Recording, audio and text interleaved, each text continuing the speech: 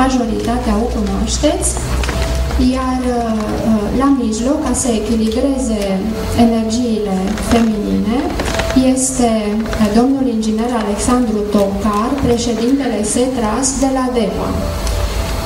Domnul Alexandru Tocar organizează la DEVA în fiecare an, în august, o conferință, de fapt, prima conferință de acest gen pe care cineva a organizat-o în România, care a ajuns la o vârstă venerabilă. A câtea ediție a fost în acest an?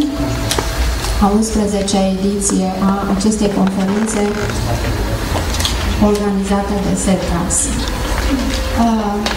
Cam atât am dorit eu să vă spun acum. Pe parcurs, poate că o să fiu inspirată să vă mai spun altceva. Ce vreau să vă propun de fiecare dată când ne adunăm într-un asemenea loc și cadru, să știți că nu întâmplător ajungem aici, nici noi cei din fața dumneavoastră, nici dumneavoastră care stați în fața noastră.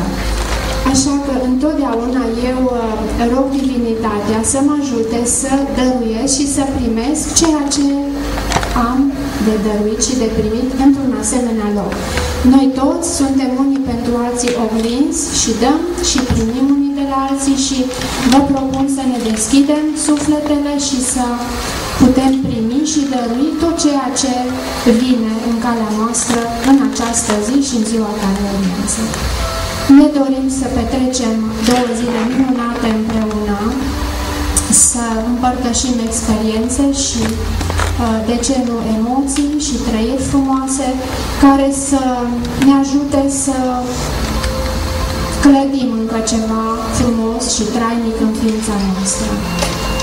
Ca la un început de drum, eu doresc drum bun nouă și dumneavoastră tuturor. Și dau microfonul colegului meu pentru prezentarea primului vorbitor. Bună ziua! Înainte de a prezenta o ființă minunată,